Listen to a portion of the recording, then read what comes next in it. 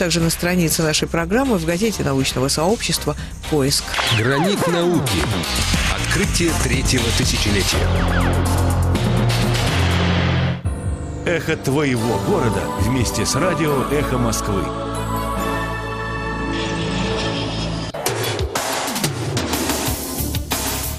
Персонально ваш. Здравствуйте, в эфире программа «Персонально ваш». У микрофона Максим Курников, а «Персонально ваш» сегодня Сергей Лаврентьев, профессор кафедры политологии БАКСу. Ну, давайте начнем все-таки с событий, которые сейчас происходят, здесь и сейчас, или, по крайней мере, на этой неделе, а потом, может быть, перейдем на чуть более широкие исторические просторы. Начнем мы с того, что каждый вторник мы можем видеть в новостях любых средств массовой информации, за исключением, возможно, республиканских, вот, которые непосредственно республиканского подчинения, очень много новостей об Иреке Елалове, потому что он создает очень много информповодов. Что не высказывание, то новость. Что не какое-нибудь высказывание, то целая дискуссия в интернете. На ваш взгляд, почему так происходит и почему этого не было раньше? Что вдруг такое открылось, что каждую неделю руководитель Уфы поставляет такое количество информационных поводов? Ну, Ирек Ишмухаметович Елалов, в принципе, он ведь давно уже является мэром, и до этого он был заместителем у Качкаева. И надо отдать должное, что городское хозяйство он знает от А до Я очень хорошо, потому что и водой, и трубами, и канализацией, извините, там, сказать, разными делами, которые не очень приятны, он занимался, когда был министром жилищно-коммунального хозяйства. И вот в разные времена, так сказать, разные люди работали, кстати, у него, которые отвечали за информационное обеспечение деятельности администрации города Уфы. И он, может быть, не особенно внимания на это обращал, потому что время было такое. Но сегодня на повестке дня, мы это видим, в стране идет достаточно серьезное обновление, так сказать, вообще управленческих кадров на региональном уровне, да и на городском уровне. Ирек Елалов в таком возрасте, что он входит вот в этот тренд по возрасту, пока я говорю, что он может, имеет, и у него и опыт есть, и он молод, и здоровье позволяет, так сказать, претендовать на... Но и так у него сейчас Уфа – это Уфа, и он является одним из лучших мэров России, входит там в какой-то, чуть ли не в тройку или в пятерку лучших, в разное время по-разному все это было. Вот, и было одно время, когда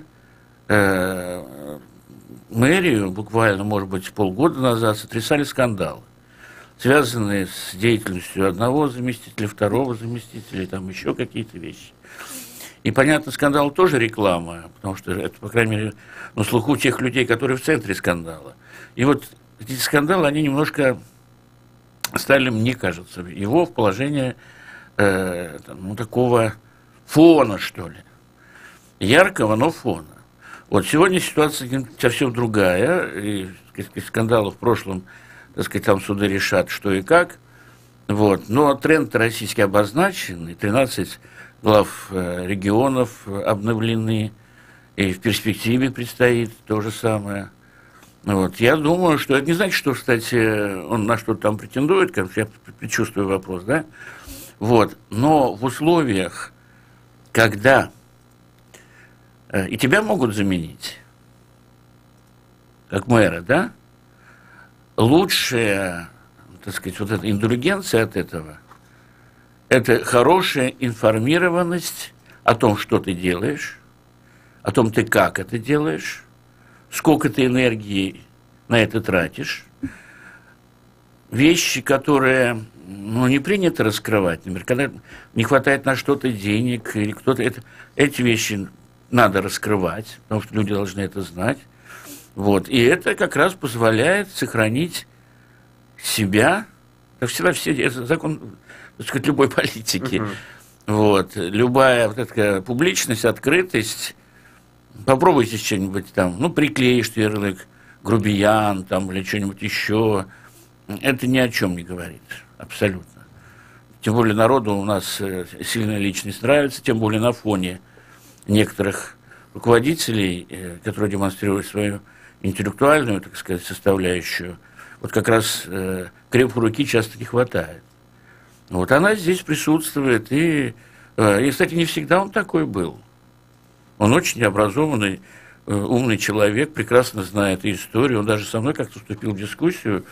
Вот, на одном из круглых столов я в качестве примера стал приводить Ли Куан Ю, так сказать, создателя сингапурского чуда. Он сказал, что это не для Уфы пример. Почему?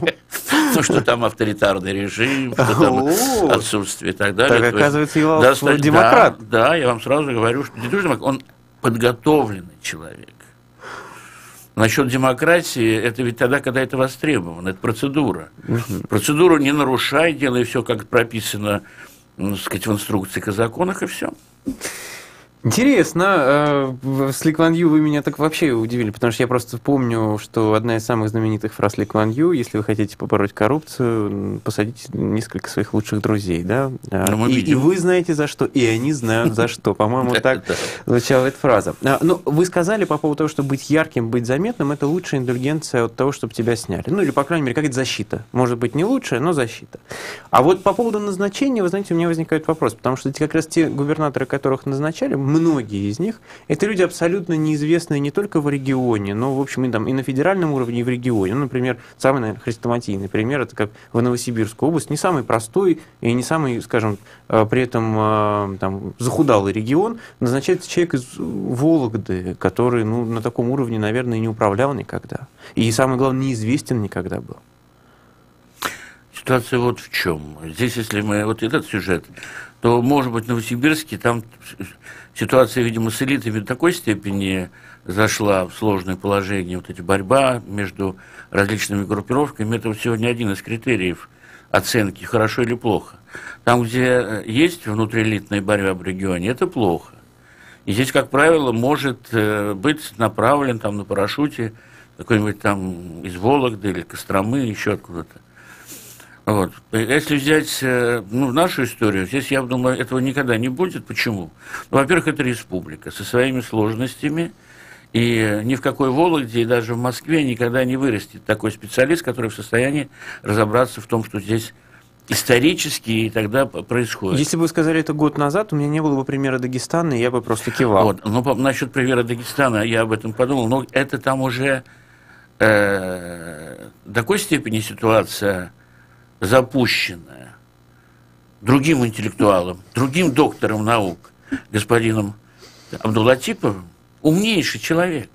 Я 100 раз его слушал, и когда он сюда приезжал, как он может читать, как он может образно мыслить, стоя за, трибуной или за кафедрой. Мы все это видели.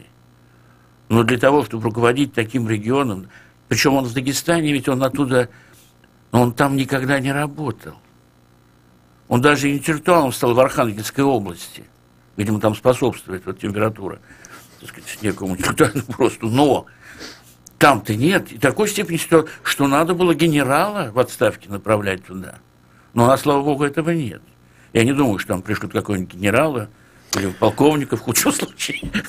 Пока мы не перешли к чуть более высоким темам, вы знаете, что вас спрошу? Вы несколько раз, говоря о Елалове, говорили о рейтингах, и в том числе упомянули рейтинг мэров, что вот он по этому рейтингу на 3-м месте. А вот вы доверяете этим рейтингам вообще? Насколько, на ваш взгляд, эта система рейтингования, она говорит о каком-то здоровом политологическом взгляде на то, что происходит? Потому что обычно, вы знаете, я просто, насколько я сужу по публикациям, например, в других странах, там гораздо больший вес имеют скорее какие-то опросы, и доверие опросам выше, чем у нас в обществе. А у нас вот как-то опросов, во-первых, никто им не верит, а во-вторых, роль опросов, по сути, выполняют рейтинги, и вот они везде. Рейтинги, прямо хочу сказать, что я, конечно, им доверять рейтингам нельзя. Потому что я общался с многими людьми, вот Мищенко, который занимается тоже рейтингованием различных региональных лидеров, в принципе, Челябинский, так сказать, наш сосед, который сейчас работает в другом месте, да, Виноградовские вот эти рейтинги петербургской политики, тоже внимательно смотрю. Причем рейтинги, они же публикуются, публичные, и я вот зачастую вижу, что многие авторы, организаторы вот этих рейтингов, они просто зарабатывают на рейтингах. Рейтинги городов, не исключено, что это то же самое может быть там. Вот. Но не уверен, что наш, в принципе, на это не, просто это не получится. Нет. И тем более на него и не так много внимания обращают на этот рейтинг в масштабе страны. Это у нас потому что говорится, потому что кое веки, как же так, Башкирия, и вдруг мэр так сказать, города пошел куда-то. Ну, правда, там совет городов же еще есть российских. И если ты там в какой-то выборный бюро, или как там у них называется, я не знаю, то, скорее всего, рейтинг у тебя будет высокий. То есть участие в рейтингах – это скорее элемент пиара, да? Это скорее элемент публичных отношений. Да, это элемент GR, я бы сказал так. То есть, грубо говоря, те, кто наверху принимает решения, они тоже пользуются услугами этих рейтингов? Ну, я не думаю, что это было бы... Тот, кто принимает решение, он никогда не пользуется услугами вот этой открытой информации. Для него имеет значение, но, тем не менее, не это главное.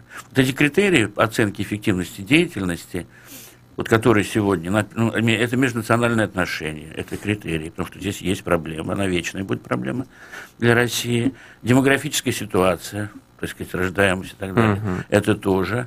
Внутриэлитное, так сказать, единство или конфликтность, это вот критерии. Вот там, но к этим критериям, даже я это 3 назвал, которые, там вот такие, большие справки у нас никто не читает, но тем не менее по 2-3 страницы написано, что, как и почему. Вот это читают. Вы несколько раз с некоторой иронией упомянули такой тип руководителя, как руководитель-интеллектуал. И буквально недавно у нас в студии был Шамиль Валеев, который, в общем, прямо заявил, что он скучает иногда по сильной управленческой руке, чтобы вот снимали главного врача не какими-то долгими плясками в средствах массовой информации, а одним звонком. У вас тоже есть такая, знаете, ностальгия по сильной руке? Нет, у меня как раз нет такой ностальгии по сильной руке. У меня вот есть некая такая тоска, что ли, по ответственной власти. Потому что можно ведь разными допускать вот эти вещи. Вот я знаю, что в коммунистические времена, там, допустим, Шакиров, Закирович, да, он вообще никогда не кричал. У меня когда-то пишут, что он вообще говорил полушепотом.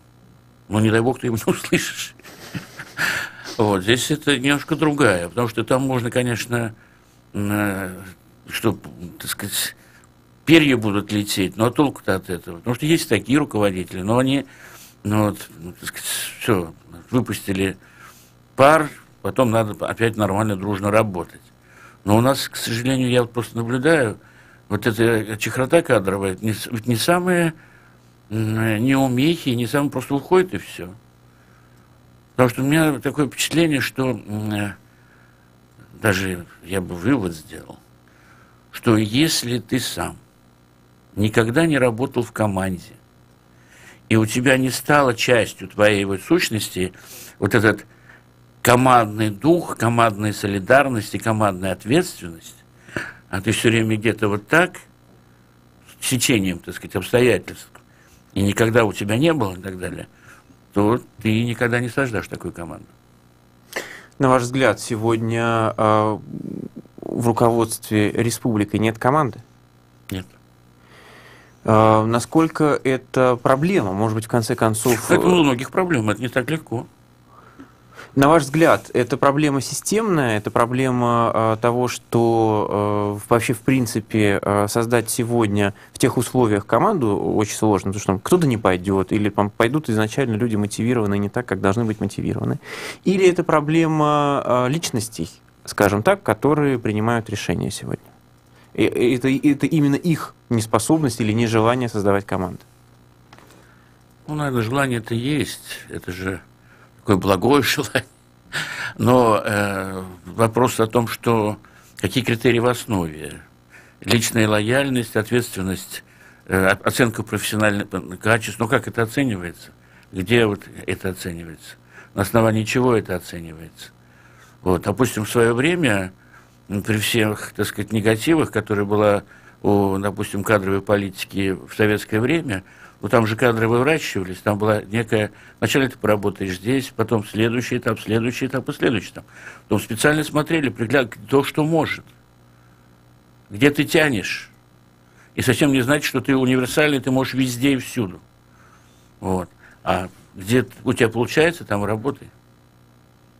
Но все-таки, возвращаясь, опять же, это скорее неспособность или скорее условия такие? Потому что, как ни крути, но как ты будешь создавать команду в условиях, когда, извините меня, непонятно, когда, где кого снимут? Ну, то есть, тебя не выбирали, тебя назначили, тебя могут в любой момент просто выдернуть. Ну, здесь, в республике-то выбирали, почему же назначили? Ну, вы называете это выбором. Ну, тем не менее.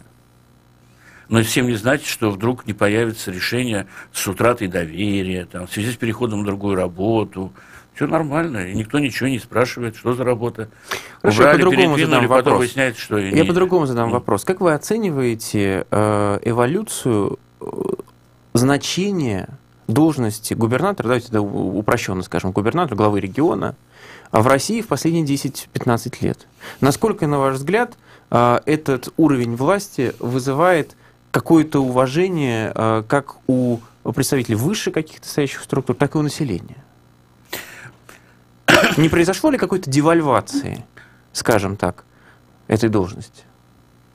Здесь я бы не стал такой сразу ярлычок девальвации использовать. Но то, что произошло, и произошло не само собой, а к этому стремилась федеральная власть, это да. Потому что если мы берем, например, период ельцинский, там он сам вырос из этой категории, там все были его соратники или противники, или соратники, ну, неважно. По весовой категории практически одинаковые, по, так сказать, и так далее. И вот с ними надо было находить какой-то общий язык, находить общий и так далее.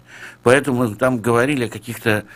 Потом пришел, значит, Путин, первый срок и так далее. Но еще Путин тоже понимал. И он, кстати, умел общаться с этими такими людьми, как Шамиев, Рахимов, Россель там, и так далее, и так далее. Это были люди во многом, особенно первое время, опытнее как руководители, чем сам Владимир Владимирович. Много он научился, вырос, мы это видим, но и сейчас, так сказать, он увидел, что вот эти личные амбиции, которые, как правило, вырастают вокруг вот подобного рода, они мешают решению вопросов. И вот эта управляемость, которая была весьма сложная, вот этих, ну, этот аппарат суверенитетов, ну, это о чем-то говорит, так ведь? Или, допустим, еще какие-нибудь заявления. Так далее. Сейчас из таких остались только Тулеев и Савченко. Все. И то Тулеев болен, я думаю, что там вот, скорее всего, будут слушать, кого он предложит. И Савченко просто он очень эффективен. В Белгороде. Тем не менее, а что будет с этим институтом дальше, на ваш взгляд? Ну, я думаю, что этот институт будет, но институт станет... то есть управляемость не будет потеряна. Она будет, так сказать, то есть победившая... Ну, Россия большая страна, и в этих условиях, конечно, когда не может быть... сказать, правовое сознание, в чем я немножко теоретически... Правовое сознание одновременно считать правовым решение в Москве и решение в Уфе не может, если вдруг они еще разновекторные. То свихнуться можно. А для того, чтобы они были одновекторные, это значит, должен быть один политический союз. Поэтому в условиях, так сказать, серьезной такой вот политической трансформации, когда действительно будут настоящие политические партии, получившие мандат доверия от народа и так далее, то, естественно, будет выстраиваться соответствующий политический вектор. Тогда будет управляемость другая. Там ответственность целиком и полностью будет и на партии, и на те, ну, как вот сегодня мы видим в Германии, Меркель, ну, не получилось у нее. Сейчас, естественно, что ей? Она может уйти, конечно, и в партии кого-то выдвинет, и этот непонятный X должен сформировать коалицию. Но она же понимает, что это народ это не воспримет. Новые выборы. Тем не менее, возвращаясь к региональным лидерам, как говорится, все животные равны, но есть животные равнее. Вы вот упомянули Савченко и Тулеева, да, как представители таких динозавров, можно сказать, губернаторского корпуса. Но есть еще и люди, которые... Я бы их корифеями назвал. Хорошо. Вымершими динозаврами не будет. Хорошо. Давайте так. Но возвращаясь, опять же, к тем, кто сегодня действительно может задать и федеральную повестку, таких, ну, в общем, раз-два и обчелся. Это, наверное, Собянин, это, наверное, Кадыров, да? Вот вы бы отнесли, например, главу Татарстана к тем региональным лидерам, которые задают федеральную повестку? Да. Татарстан тоже? Миниханов, например, Татарстан тоже, да, он оказался в достаточно сложной ситуации. И я вижу, допустим, те моменты, которые были у Миниханова, когда он сохранил и должность в названии президента, и договор, и особые отношения, при всей закредитованности и долгах, которые были у Татарстана, его взяли на крючок за счет кризиса их банковской системы региональной. Потом он стал ласковый. Но, тем не менее, задает еще. Задает, потому что те вопросы, как он решает вопрос реконструирования экономики. Мы сейчас должны прерваться на «Московские новости», сразу после них продолжим. Никакого секрета. Мы говорим все, что знаешь. Радио «Эхо Москвы».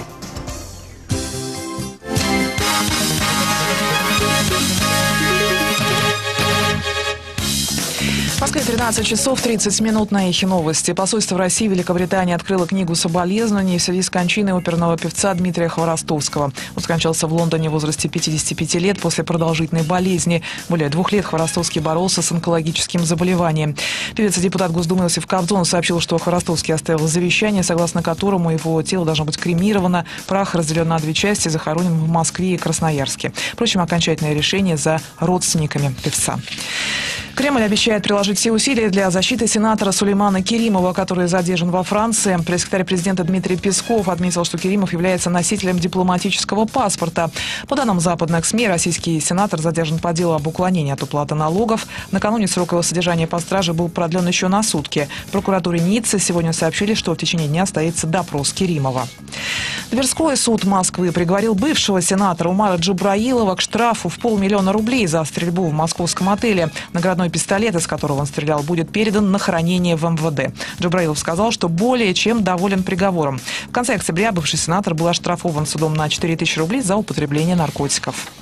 Uber признала сокрытие факта утечки данных десятков миллионов пользователей. Также выяснилось, что компания поддалась на шантаж хакеров и заплатила им за удаление похищенной информации. С подробностями Евгений Снегов. Масштабы утечки, произошедшие в Uber в прошлом году, оказались огромными. В результате хакерской атаки были похищены имена, адреса электронной почты и номера телефонов 50 миллионов пользователей сервиса. Кроме того, кибервзломщики завладели данными примерно 7 миллионов водителей Uber, включая информацию о 600 тысячах водительских прав, говорится в заявлении на сайте компании. Как пишет Bloomberg, экс-гендиректор сервиса Трэвис Каланик, ушедший со своей должности в июне этого года, знал об инциденте. Более того, компания пыталась договориться с хакерами и даже заплатила им $100 000 за удаление похищенных данных. По утверждению нового главы Uber Дара Хасрафшаки, злоумышленники не успели воспользоваться полученной информацией. Исполнительный директор заверил, что компания будет учиться на ошибках. Uber могут оштрафовать за то, что сервис не сообщил о хакерской атаке. В январе этого года из-за похожего, но гораздо менее серьезного случая компании пришлось заплатить $20 000.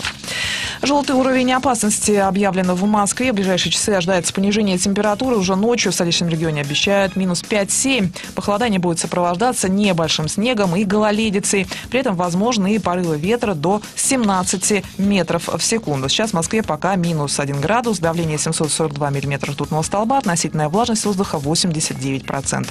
Марина Старостина, служба информации, Эхо Москвы. Реклама. Афиша исторического парка «Россия. Моя история».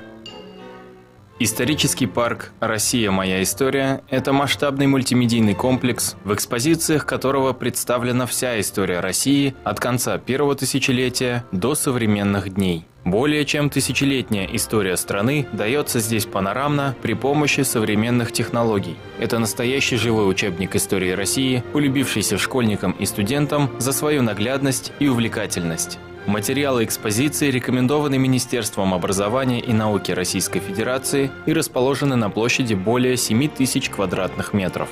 Уточнить любую интересующую информацию можно по телефонам 287 29 53 и 286 6066. Открой для себя журнал «Дилетант». Узнай о правителях и полководцах, о великих художниках и музыкантах, о писателях и поэтах. Ознакомься с историей в комиксах и карикатурах. Стань интересным собеседником. Прочитай о новинках кино и литературы. Выясни, куда сходить и во что поиграть. Покупай журнал «Дилетант» в гипермаркетах и киосках печати нашего города. Телефон рекламной службы «Эхо Москвы» в Уфе. 216 35 99. Будет реклама, будет и эхо. На то мы и партнеры. «Эхо Москвы» в Уфе и проуфу.ру представляет рубрику «Говорим по-башкирски». Признак «Билде». Отличительный признак «Айра турган билде». Отличительный признак «Айра турган билде». Глава администрации призвал определить отличительные признаки уфимцев. Кала хакимияте башлыгы Өфө кешеләрен айыра торган билделәрне табырга кушты. Глава администрации призвал определить отличительные признаки уфимцев. Кала хакимияте башлыгы Өфө кешеләрен айыра торган билделәрне табырга кушты. «Эхо Москвы» в Уфе и проуфу.ру представляет рубрику «Говорим по-башкирски».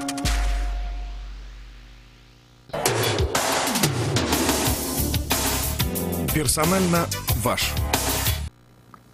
Продолжаем нашу программу. Я напомню, персонально ваш сегодня Сергей Лаврентьев, профессор кафедры политологии БАКСУ. Мы в прямом эфире, поэтому наши слушатели могут участвовать в эфире, задавая вопросы. Номер для СМС с вопросами +7 927 304 1051. +7 927 304 1051.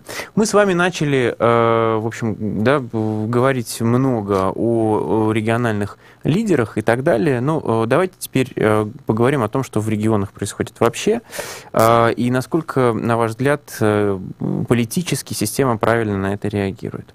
Вы наверняка слышали о новостях о так называемой радиационной угрозе, да, которая вот началась на Южном Урале, с непонятного выброса непонятного происхождения. По крайней мере, официально точно непонятно, откуда этот выброс был. Зафиксировано это было в Европе, и, в общем-то, наверное, только благодаря европейским организациям и европейским средствам массовой информации мы узнали о том, что, оказывается, у нас здесь что-то произошло. Власти сначала все отрицали, потом сказали, что да, оказывается, действительно рутине выпал в осадках в том числе, но это не представляет никакой опасности. Насколько, во-первых, вы скорее доверяете, скорее не доверяете в этих вопросах официальным сообщениям, вы в Уфе прожили долго, разные экологические обстоятельства успели здесь застать. Как тогда реагировали власти, тоже знаете, и что было на самом деле. Так вот, насколько политически, опять же, верно все выстроено сегодня в реакции властей? Ну, власти сами должны были еще разобраться, ведь откуда чего, потому что ясности нет. Рутиний 106 в маяке вообще не используется, его там нет. Ну, разные представления. Нет, это точно могу сказать, это нет.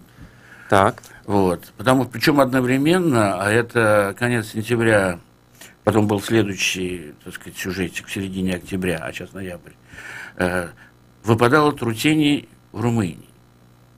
Причем очень серьезный там было. Французы засекли, составили так называемую гипотетическую карту. Да. Только гипотетическую. Там Южный Урал как гипотетический, он может там присутствовать.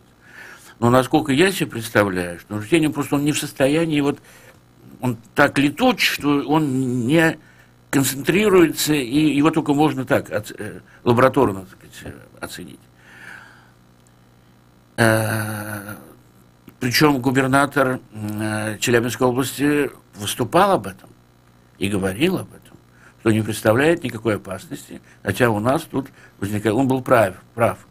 Это говорит о том, что все-таки власть правильно среагировала. Другое дело, что, причем районы, которые прилегают к маяку, это Аргаяшский и так далее, где преимущественно башкирское население. Уж нас тоже могли бы сказать, что есть такая проблема, общественное мнение по этому поводу, так сказать, переживает и хотелось бы просто какую-то правду об этом узнать. Но то, что здесь некоторые запасы, оно есть. Реально, точно есть. Я, узнав об этом, стал сравнивать, допустим, ситуации такие трагическими чернобыльскими, но там другое, но там тоже, это же был кошмар, 27 апреля, 28 апреля начали, 26 апреля, 26 апреля произошло. 27 апреля начали эвакуацию, 1 мая проводят первомайскую демонстрацию. Это было что, хотя и потом, в этом году я был в Киеве, и киевляне мне сказали, что, в принципе, цикорий, хотя я посмотрел сейчас, сегодня зашел специально, цикорий стоит, никто его не раскупил, ее не стыкали в аптеках тоже, так что все в порядке. Тем не менее... Общественное мнение, честно говоря, здесь среагировало, видимо, той информации, официально, к сожалению, ее не было, но в интернете более чем достаточно рассуждений на эту тему, опытных, квалифицированных людей, вот которым я доверяю. Меня немножко просто испугали заголовки: в Уфе прошел безопасный рутиневый дождь. Вы знаете, как-то... Ну, вот это, мне кажется, на кого винить? Чуть полезно еще. Мне кажется, может быть, это журналист так вот очень красиво выглядит. Поэтому здесь, может, вопросы к журналисту. Я не думаю, что ответственный эколог, метеоролог мог бы так красиво выразиться. Угу. Ну, вы сказали еще об одном из аспектов, по которому оценивают качество работы губернаторов, да, это демографическая ситуация. Надо сказать, что демографическая ситуация в Башкортостане была поводом несколько раз за год прям вот серьезно об этом говорить. Во-первых, это маятниковая так называемая миграция, да, много приезжают, много уезжают. Во-вторых, это снижение, постоянно такое устойчивое снижение рождаемости, цифры, которые называют, ну, в общем, действительно, по крайней мере, ну, не лучше, чем в стране точно, потому что в стране в целом тоже ситуация сейчас скорее по нисходящей идет. На ваш взгляд, насколько это действительно забота, насколько это действительно ответственность региональных властей? Потому что, ну, уж по крайней мере за рождаемость, наверное, вешать на них ответственность, это несколько слишком, нет? Нет. Я думаю, что это не слишком. Почему? Ну, куда люди переезжают? Они приезжают там, где им интересно получать образование, то есть это приезжают учиться. И вот взять наши и так далее, да, у нас количество людей, прекрасно подготовленных выпускников средних школ, они у нас учатся во всех столицах, и за границей, и везде, так сказать, и так далее. У меня вот там друзей, кто-то уже в Бауманку в этом году поступил, кто-то еще куда-то. Все прекрасно. У нас свои вузы есть, прекрасные вузы, и нефтяной технический, и авиационный технический, Башкирский университет, и медицинский, я считаю, что один из лучших, сейчас подготовка идет на лечфаке, по крайней мере. Но вот люди, которые вот привыкли жить в совершенно нормальных условиях, сейчас молодежь, которым 17, 18 лет, которые заканчивают школу, у них там свои дома, у них все удобства, там, машины, ну и так, ну все, что там, неважно, они в городе, в маленьком живут, на селе сейчас все это везде и всюду. Хотя здесь вот факт, что за текущий год на 12% сократилось строительство индивидуальных домов, это тоже говорит о том, что тот кризис, который сегодня, он, кстати, сказывается и на миграционных процессах тоже, он имеет место быть. Вот это уезжают куда? В Казань, Питер, там нормальное общежитие. У нас нет. Пятиэтажки, которые есть в БГУ или там еще в авиационном техническом университете, они, ну, родители приехали и сказали, ну что ты, мол, сынок, дочка, давайте в Казань, там прекрасный кампус, все условия, так сказать, образование соответствующее, все. У нас мы неоднократно говорили, что когда в городе все компактно, но почему регион не возьмет на себя вот эту заботу о строительстве кампуса? Может быть, потому что вузы – это ответственность федерального министерства образования? А ты же думаешь о том, что люди, здесь рабочие места, условия жизни, условия получения медицинского обслуживания, ну, чем занимается молодежь. И должно быть интересно жить. Тогда она будет оставаться. И не только оставаться, но кто же из Оренбурга будут приезжать, и сейчас приезжают, но еще будут из Челябинска и так далее, и так далее. Ну, справедливости ради скажем, что из южных районов Башкирии едут в Оренбург. Это так. Нет, я знаю, кто там туда ездит. Хорошо. Возвращаясь, вы знаете, по поводу кампусов. Вот я был в одном из вузов, который принято показывать как открыточный вуз. Это ДВФУ, Дальневосточный федеральный университет на острове Русском. Кампус, который там построили, и вообще инфраструктура, которая там есть, вызывает не просто там удовлетворение, священный трепет. Вот что у меня вызвало это все. Да? То есть такое ощущение, что это просто какой-то другой мир абсолютно. Уровень оттока молодежи оттуда, ну, если и снизился, то незначительно. Все равно люди уезжают. Может быть, это не помогает просто? Ну, инерционное все-таки поведение, оно реально есть. И тем более, что, ну ладно, хорошо, это народ и туда приезжает. Тенденция наметилась же. Вот, если мы знали, что в Сибири, такими университетским городом это был Томск, академический университетский это Новосибирск. Томск это вообще классический университетский город. Да. Там образование хорошее, особенно естественно научное. Вот, естественно, оттуда можно куда угодно. Там. Вот, как правило, нормальный человек, он должен получить бакалавра в своей стране, а магистратуру ты можешь закончить где угодно. Ну, а вы сказали, что у нас есть неплохие вузы, которые, в общем-то, тоже, да, могут конкурировать, но скажите откровенно, положа руку на сердце, неужели это вузы, которые могут быть центрами притяжения людей из других регионов? Могут. Нефтяной университет. Где лучший университет? Неужто можно на московском паркете научиться добывать и перерабатывать нефть? Нет. Только у нас. Ну и в Тюмени. Там тоже сейчас университет при помощи нашего университета. Все там развилось, и там и нефть, там, кстати, очень много там сделано. Вот. Я считаю, что это один из лучших университетов. Вот недавно разговаривал с колумбийцем, который сейчас там на 3-м курсе учится. Вот. Он ездил на московский фестиваль в составе делегации Колумбии. Я спросил, как тебе? Он говорит, мне очень нравится. Очень. То есть с вузами все в порядке, кампуса только не хватает? Ну, это один из вопросов. Я прямо тебе скажу, что один из вопросов. Плюс еще вот этот кризис.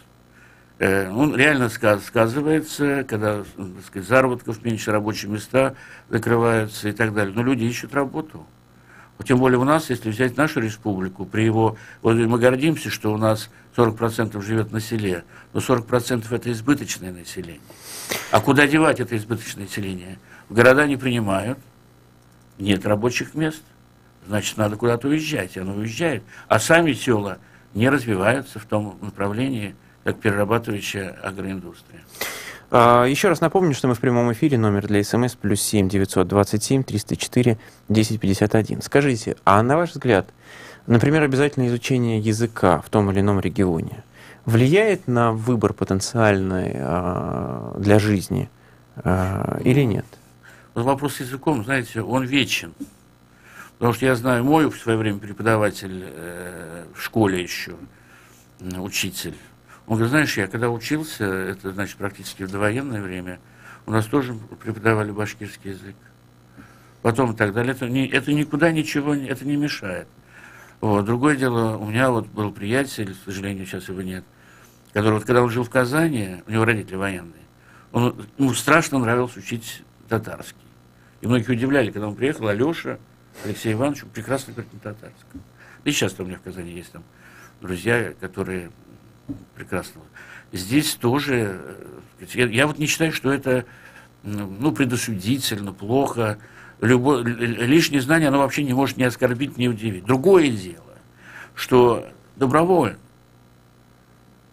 Не надо ломать, так сказать, утвержденную федеральными, центрами сетку часов, и любой предмет вместо русского, математики, физики, неважно, но не надо этого делать. Изыскивайте дополнительные возможности.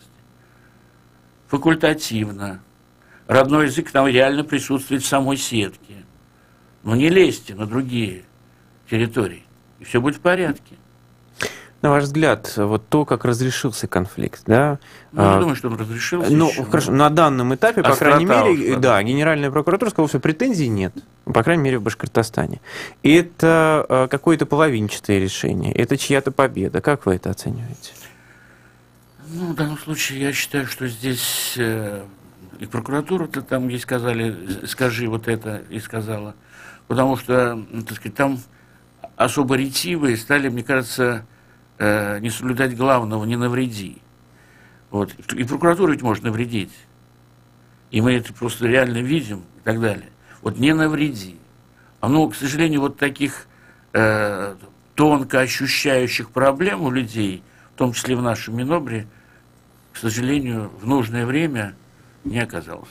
На ваш взгляд, вот то обострение, которое было этим летом по вопросу языковому, это обострение сверху, после, например, фразы, сказанной Владимиром Путиным, или это обострение снизу, а Владимир Путин только что называется уже, может быть, там этот надрыв... Нет, Путин, он просто... Нет, он в данном случае он озвучил то письмо, которое было подписано родителями целого ряда уфимских школ. Сейчас 39-й гимназии, там и другой. Они же написали прямо... А там люди, сами понимаете, у нас есть в Уфе есть несколько таких элитных школ, там их дети, но они тоже непростые люди, их родители. И вот они все были против такого насилия при определении. Вот это реакция на родительские письма. Совершенно нормально. Но другая, что эта реакция... Не президент должен реагировать, а Васильева, как министр, этого вполне было достаточно. Но, видимо, и она-то сама потом вот в ходе достаточно такого четко прозвучавшей фразы Путина, я бы не торопился так вот, задрав штаны, не подумав, так сказать, такую тонкую ткань, пытаться, так сказать, как-то ее резать, что-то новое шить. Это надо вначале изучить ситуацию. Вас называют основным, если не конструктором, то как минимум дизайнером парламентаризма в республике. А вот скажите, на ваш взгляд, Курултай должен этот вопрос был обсуждать? Должен. Или вот это игнорирование – это правильная позиция? Наш Курултай, к сожалению, вот почему, кстати, вот вся социология, которую проводит власть, когда изучается, да, то на первом месте, как правило, стоит исполнительная. А вот законодательная власть, не везде, не только у нас, она где-то как-то в тени, что. Потому что как парламентарии, они заседают они раз в неделю. Есть там 20 человек освобожденных депутатов. Но они не на пульсе. Они, как правило, сейчас заняты приведением соответствия. Региональных законов в соответствии с федеральными. Там бюджет, послание, то есть конституционные нормы реально выполняют.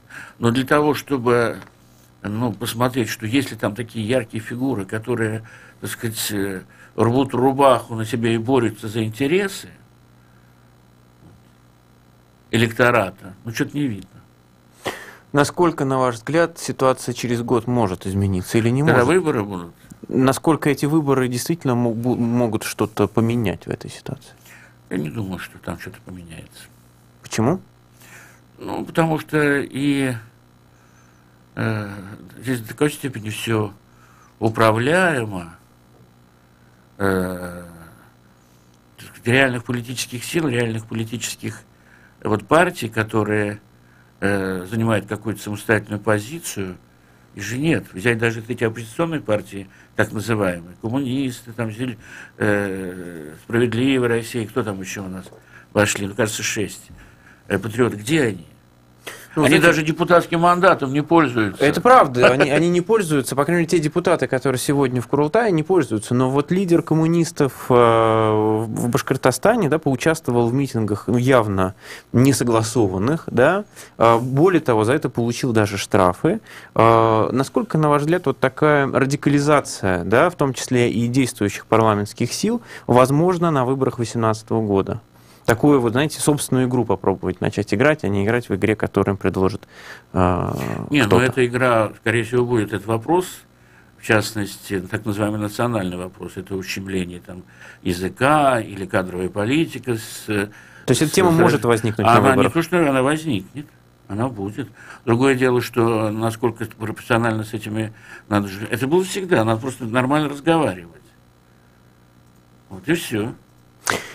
Те силы, которые появились последний год-полтора, которые, в общем, скорее появились благодаря каким-то фигурам в федеральном центре, но вот в регионах они неплохо укрепились. Например, штаб Навального, да, в Уфе.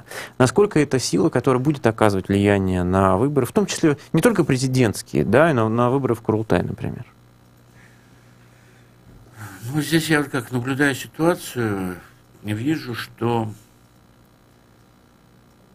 это кажется, что вот если, у меня вот такие размышления возникли, что если, пришло несколько сот на митинг, это уже мало.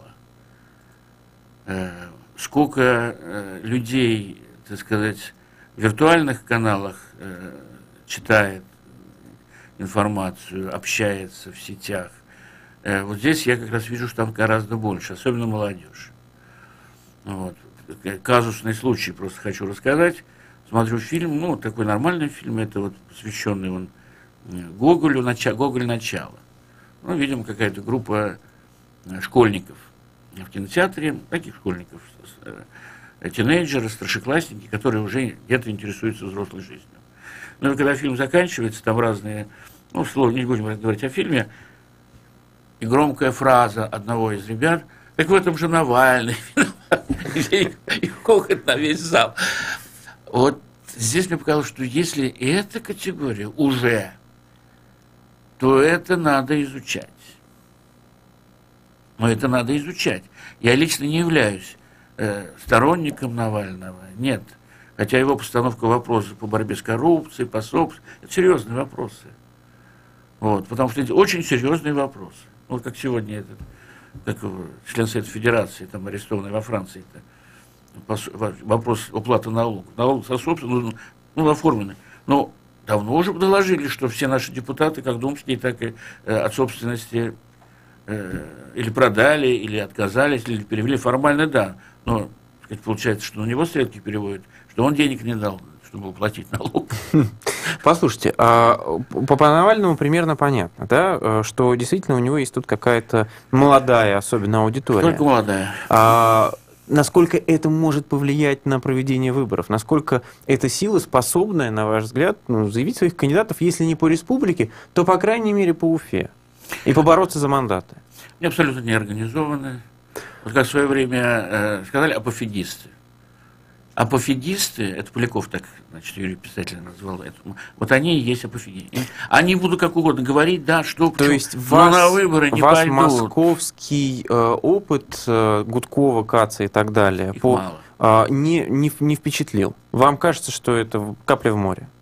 Хорошо, тогда другой кандидат, который гораздо ближе, да, к легальному полю, скажем так, согласованному полю, судя по всему, с Кремлем, это Ксения Собчак. Насколько ее кампанию здесь в Уфе вы ждете, насколько вам интересно, что это будет предложено, и насколько вам кажется, у нее здесь есть потенциал набрать какие-то приличные проценты? Нет, если вот сравнивать Собчак и Навального, то Навальный берет больше, чем Собчак. Причем в том, что... Ну, это как раз те люди, которые, видимо, определяют какой-то алгоритм избирательной кампании. Это неверный ход. Ну, времени много, она поэтому, наверное, и стартовала раньше, для того, чтобы посмотреть, как дело пойдет. Я не удивлюсь, что она на каком-то этапе под любым предлогом, благовидным, наверное... Не соберет подписи, например. Ну, уже не собирает. Вот. Поэтому здесь уйдет и уйдет. Ну, она так известна. Муж запретит. Например. Хорошо. Ну, давайте, буквально осталось у нас несколько минут, еще хочется вас спросить, как ни крути, но мы живем в 2017 году, и как-то я прям помню, что я год назад думал, ого-го, это же следующий год 17, это же сколько мы будем все говорить о революции, это сколько будет снято фильмов, сколько будет сделано громких заявлений и так далее. А как-то прошло 7 ноября, и как будто и не было его. Увы, как себе представляли 7 ноября 2017 года? Это, в принципе, даже не только столетие, а еще раньше, как праздник, так сказать, он не был. Хотя и раньше он был, но что отмечали-то? Что отмечали? Народ выходил, народ просто выходил, ему хотелось пообщаться, плечо к плечу пройтись, там, выпить рюмку где-нибудь там в сквере, как все делали, покричать, поорать, так сказать, и так далее, песни попеть. Потом все разбегались по квартирам, которые по ходу демонстрации, и весело отмечали очередную годовщину Октябрьской революции. Вот. Вас не удивило то, как прошло все? Или вы так и ожидали? Нет, меня это даже не удивило, меня ожидали. Хотя здесь люди есть, которые еще по-старому свято верят. Но это люди, вот я один, не знаю, время, к сожалению, может и не хватить, мы посмотрели на днях фильм 1937 года «Ленин в октябре». Такой бессовестной агитки сталинской я не видел. Ну, она в редакции 1937 года я мог видеть, потом уже 2 раза этот фильм редактировали. Вот Сталин в обнимочку с Лениным там ходит по Смольному. Ленин без Сталина слова сказать не может, все время спрашивает. Надо посоветоваться с товарищем Сталиным. Я думаю, что это? Все политическое поле вырезано, там ни Антона Авдеенкова нет. Я думаю, а кто временное правительство там разгонял? Какой-то безымянный. Кто вооруженное восстание руководил? Не Троцкий. И вообще, оказывается, никто не руководил, само собой произошло тогда. Но это такая агитка. Но главное, в зале присутствуют люди, которые до сих пор являются, ну, там целый ряд было таких, до сих пор являются вот этими жертвами вот этой массированной, умелой пропаганды. Вот я задумался вот на эту тему. И, наверное, поэтому и руководство Путина считает, что пока хоронить Ленина не время. А вы как считаете, время? Ну вот я посмотрел там реакцию на дискуссии, которые, ну там и все, я получил по полной программе. В общем, и как бывает время хранить Ленина, бывает время не хранить Ленина. Да? Давайте надо, мы все-таки в стране живем, люди, надо как-то как говорится, не чесать там, где не чешется пока. Спасибо большое. Я напомню, у нас в гостях был профессор кафедры политологии БАКСу Сергей Лаврентьев.